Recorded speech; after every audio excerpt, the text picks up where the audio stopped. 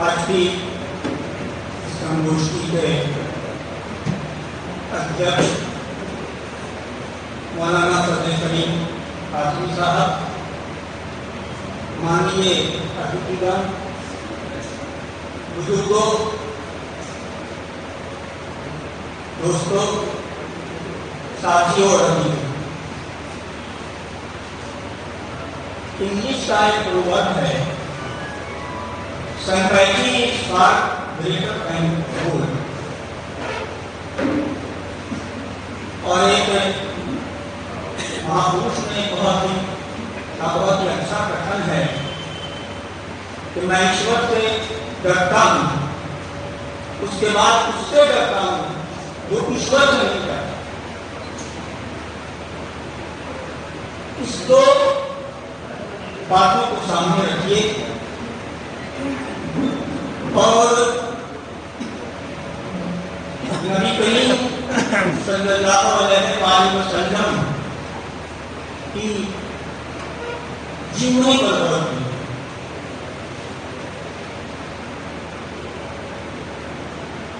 کیوں کہا گیا sincerity is far greater than gold? پیار محبت، بھائی چارگی، ایک دوسرے سے انسیت، لگاؤ، سماج سے رشتہ، یہ بنیادی چیز ہے سماج کو اچھا رکھنے کے لیے۔ اور سماج کو ہم اچھا کر رکھیں گے جب ہم ایشور سے کریں گے۔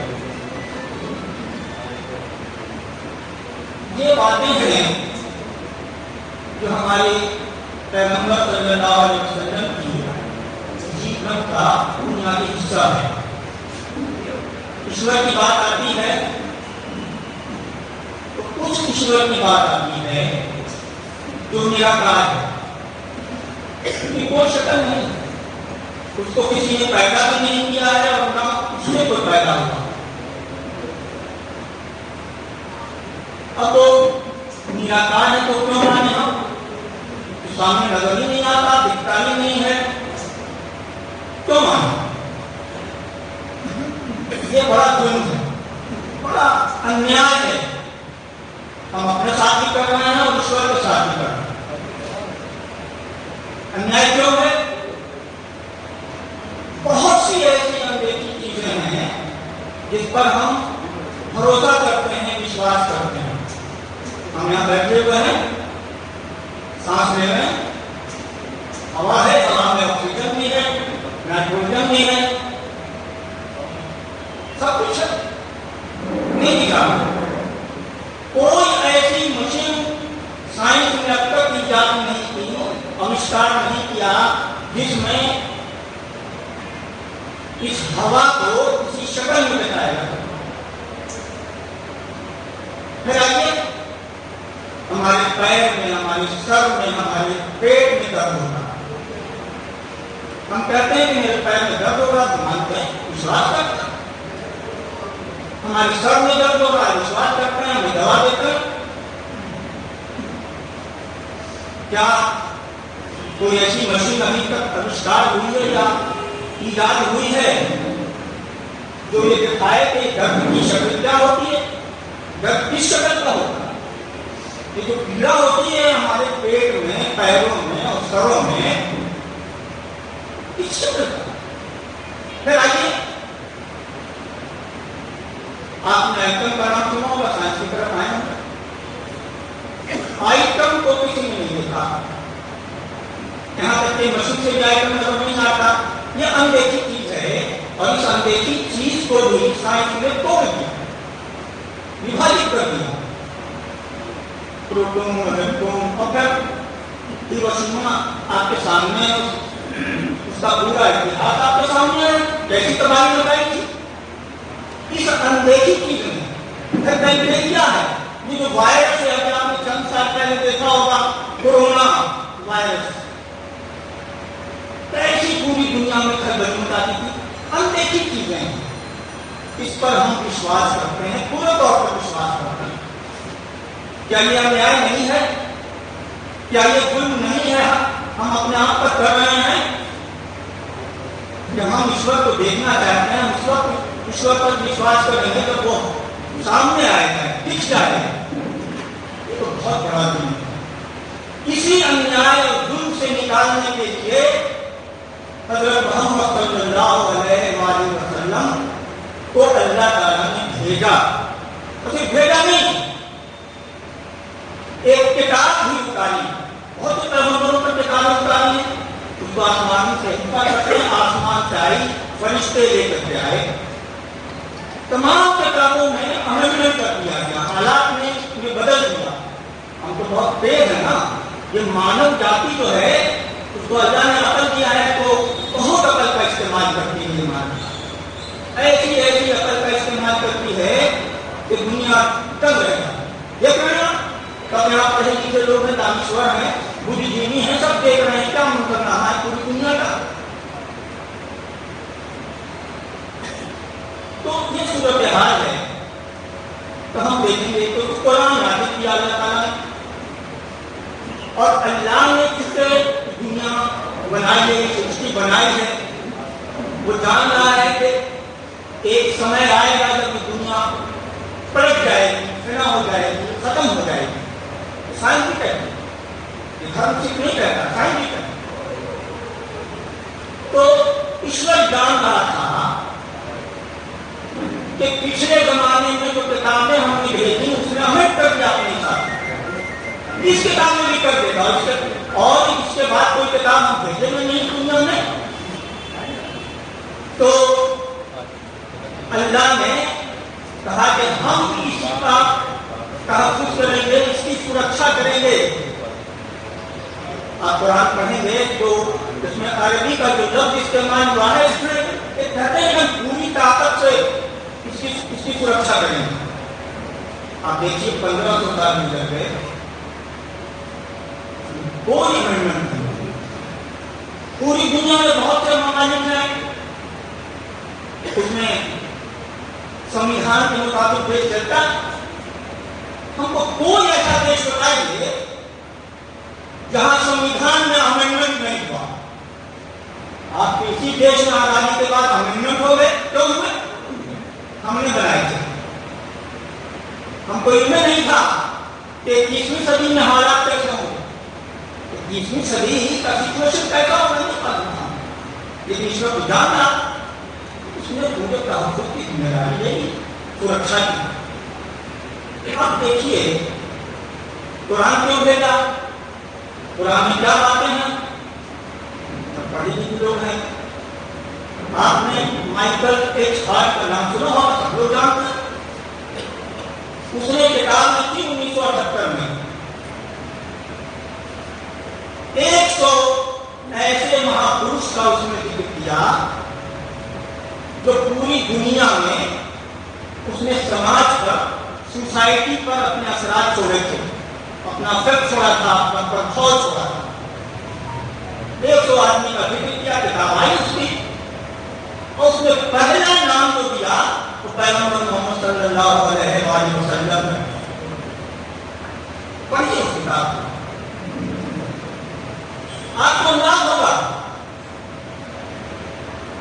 کہ قرآن اللہ نے کیوں نازل کیا۔ ایک بات اور، قرآن پہ پیغمبر محمد صلی اللہ علیہ وسلم پر نازل ہوا، اس پر اتارا گیا، وہ کتاب یہ آسمانی سے یہ آسمانی پستک، اس میں سب کچھ ہے، سائنس بھی ہے اس میں،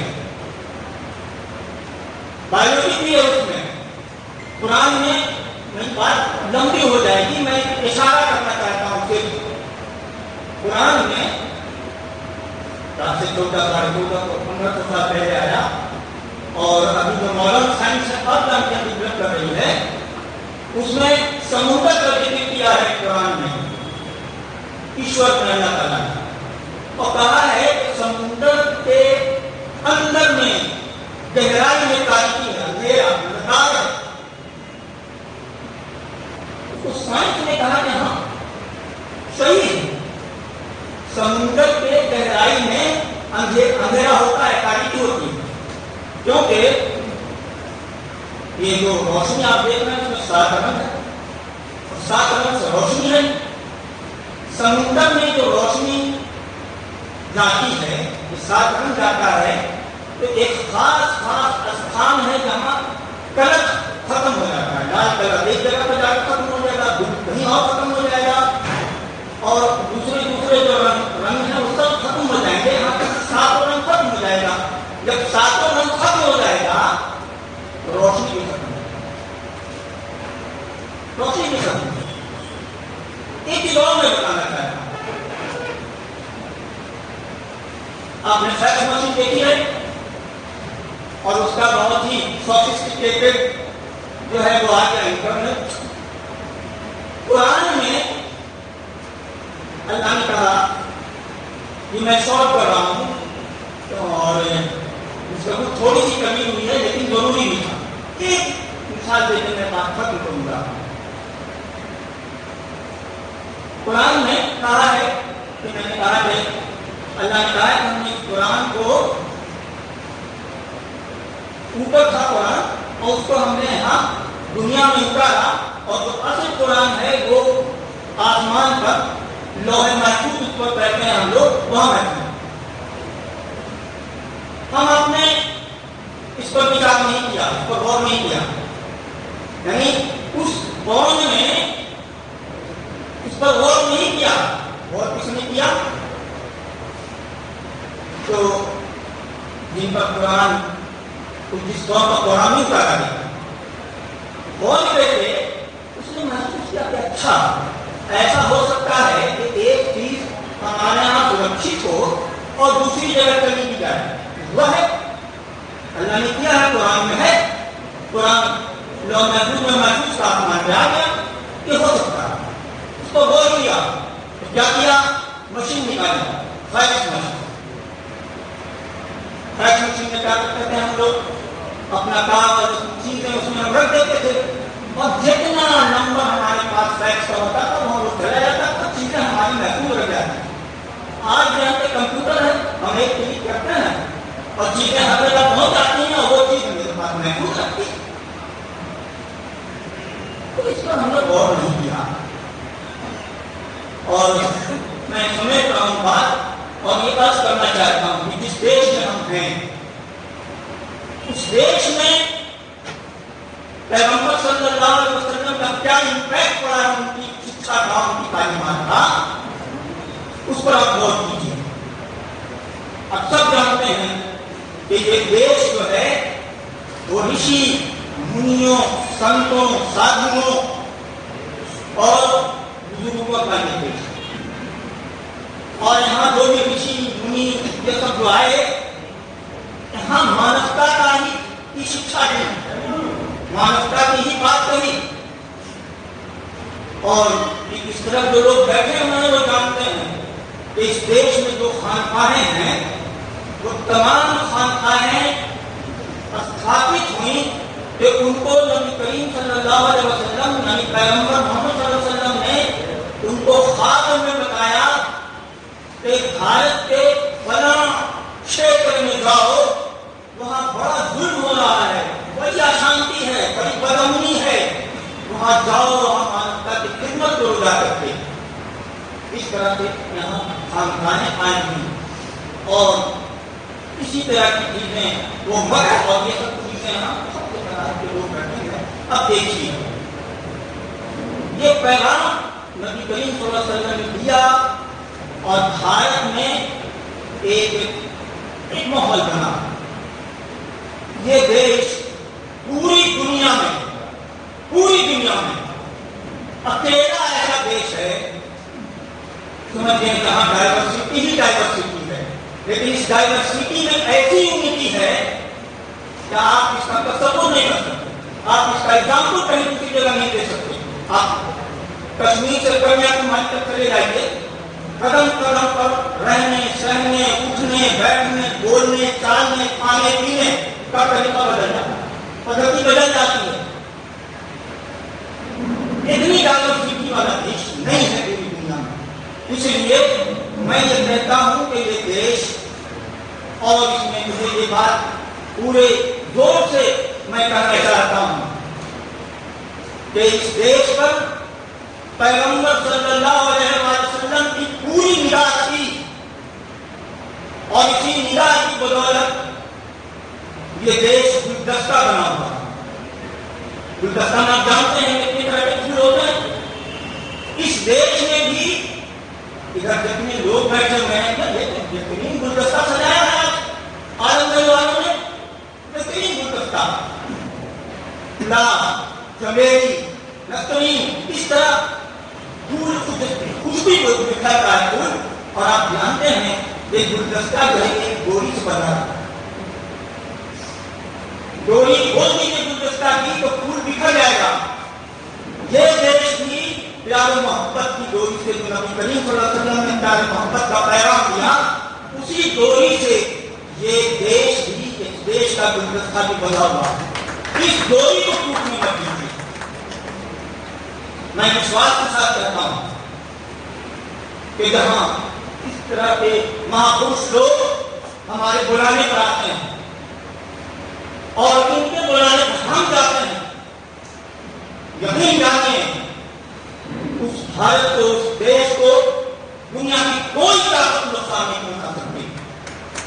اللہ تعالیٰ ہم لوگوں کے دلوں میں اسی طرح کی محبت قائم رکھے تاکہ قرآن نے جو پیغام دیا ہے پیغمبر محمد